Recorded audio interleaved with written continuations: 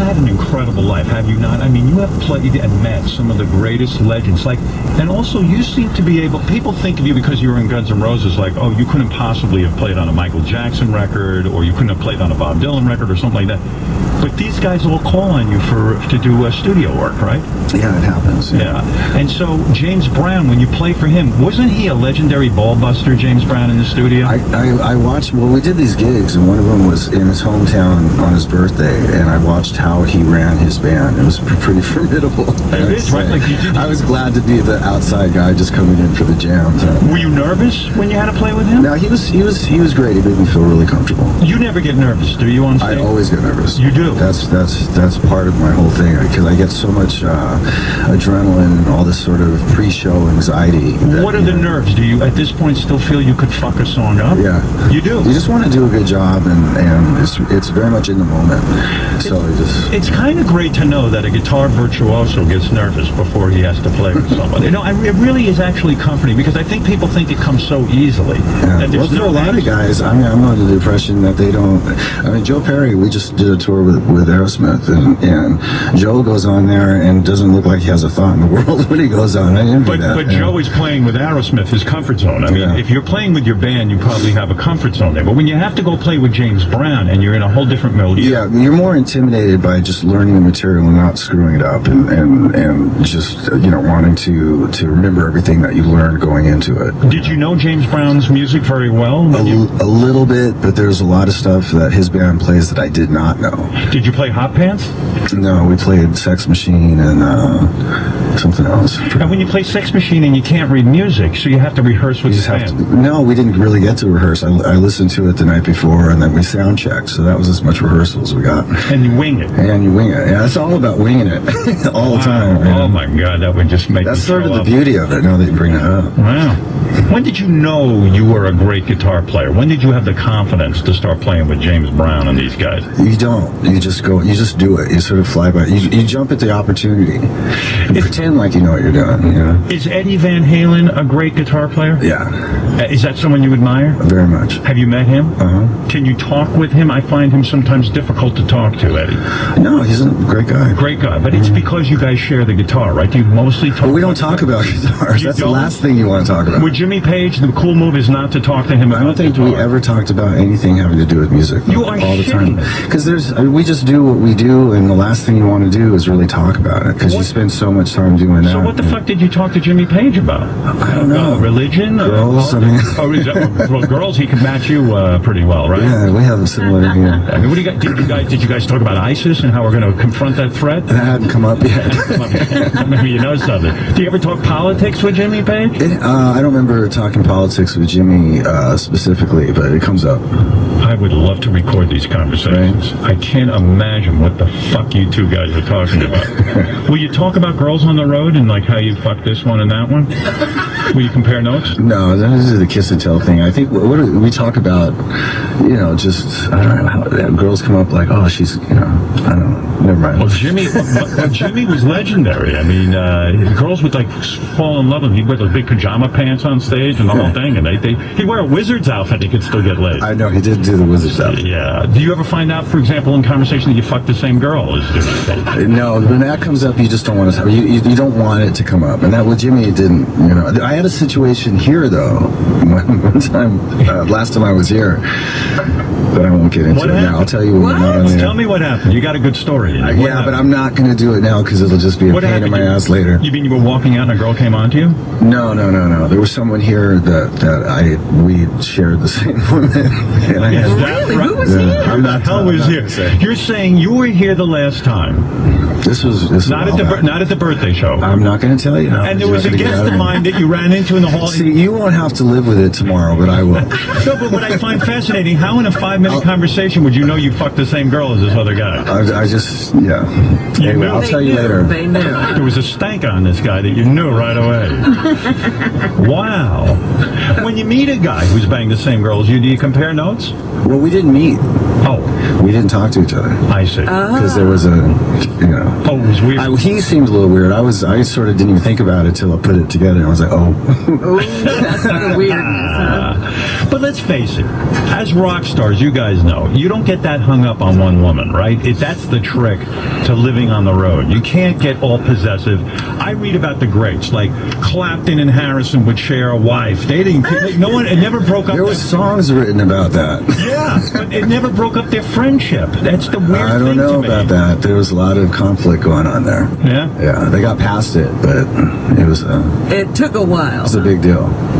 Yeah. And all most musicians that I know always have a girl that they're like madly in love with, and then you just sort of cruise on the road and Yeah, that's see the way it girls in goes. passing. Yeah. It's crazy. You gotta know how to do all this shit. It's wonderful, actually. There's no handbook for this. You got to learn it as you go. It's all that you learn it as you go, right? Cream magazine, right? Yeah, you bet. Cream magazine out of Detroit. Bob Dylan. You played for Bob Dylan. He had a record where he had a bunch of guest stars, so to speak. Yeah.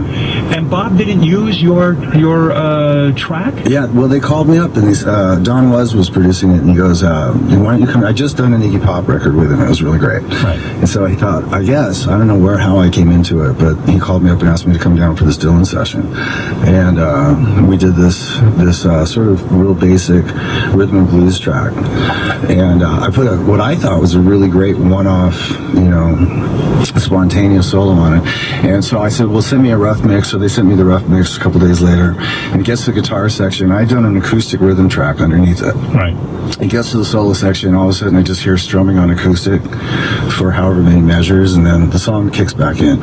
So I called Don. I said, well, where's the guitar solo? And he goes, oh, Don thought it sounded too much like, Bob thought it sounded too much like Guns N' Roses. Oh, really? Is that insulting to you when? No, it's actually sort of cool. It's like I established the sound at that point. But I mean, you established the sound, but Bob Dylan, I mean, he asked you to come in. It's an inconvenience to you, although they pay you for that, right? I mean, if Bob Dylan, is it weird? Does Bob Dylan pay you to come in and do a It's a scale thing. It's a scale thing. Yeah. Even at your level.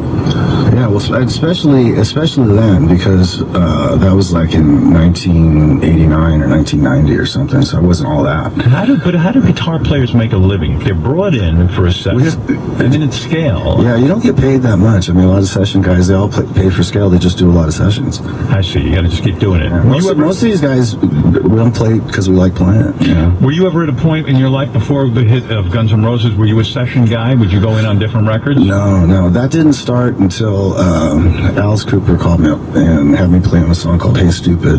What a fucking thrill. That was really the first outside session I ever did. Alice Cooper doesn't get enough credit for he's a complicated songwriter. Some of those riffs and stuff and those songs are complicated, aren't they? Yeah. And I've talked to guitar players and say they're really hard to play, some of those songs. There's great arrangements, really well written, real well crafted songs. And Alice says, hey, Slash, I listened to you, I think you're great, come on in and do this. Well, we've known each other. We've been touring for a while together. And but he called me up later on and said, do you want to play on this song? Yeah. Am I correct in thinking that at the birthday show I formed a bromance between you and the band Aerosmith? Didn't you guys immediately go out on tour together? I thought maybe I had something to do with this in a weird way. No, I've been friends with the Aerosmith guys since GNR opened for them back in 1988. Oh, I see. But it was cool to get called up for your thing, and are we going to jam with Steven? And I was like, oh great, we're going to do Walk This Way, which is cool because I'd never played that with him or Aerosmith before. I have to thank you again because that was such a great moment for me. Imagine my birthday party. I got Slash and Steven Tyler doing this song on stage. It was just fucking awesome. It really was. And you gave me a guitar too. Yeah, this one. Yeah, basically. Very cool. But it might have inspired Steven to call us up and go, hey, Steven treats you like the hottest girlfriend on the planet. Like Steven gets an energy of standing next to you because you got the cool look and you know how to play guitar the right way. Because he doesn't do that with many guys. You know what I mean? I mean, Joe Perry's his guy. No, he was digging you, and I think he uses you to make Joe jealous so Joe stays in line. Am I correct or not? Did you sense any of that going on? No, but you didn't? I'm pretty good friends with Joe. I couldn't see Steven trying to pull that. Is Joe an underrated guitar player? I don't hear people ever say that I think Joe's a great guitar player and has written some of the greatest He's a phenomenal guitar player. Just watching them every night for the last couple of months, him and Brad both, they're so good, and I think they get, they're sort of underrated because of the simple fact that they're just great rock and roll guitar players. They're not technicians. They just do what they do naturally with feel, and that's the hardest thing to do, and everybody else is worried about all these techniques and these little skills and stuff that you learn.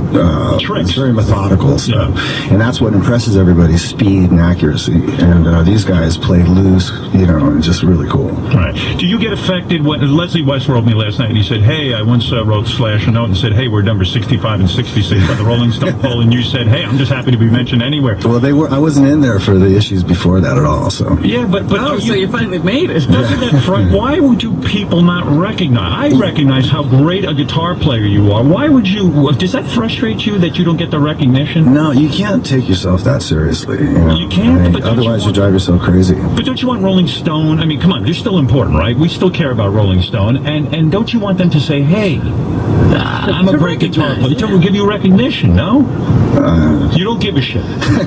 Are you really that cool about this? You just, it's not a matter of being cool. It's just like, it's not that big a deal. Shouldn't you be in the top 20? And listen, I'm going to play you a riff that I think is the greatest riff, one of the greatest rock riffs of it. But I shouldn't call it a riff, a lead in a song. Listen to this, boys, and you tell me if this shouldn't be higher up than number 65. Listen to this guitar play and tell me what you think of it. This is inspired to me.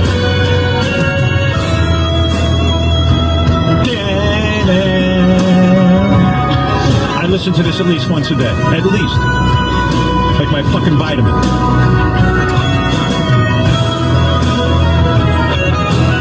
Not to mention, Slash, later on in the song, watch this. Now, not many riffs can give you the chills. Not many leads can give you the chills like this one. Let's listen a little bit. I'll jerk off over here.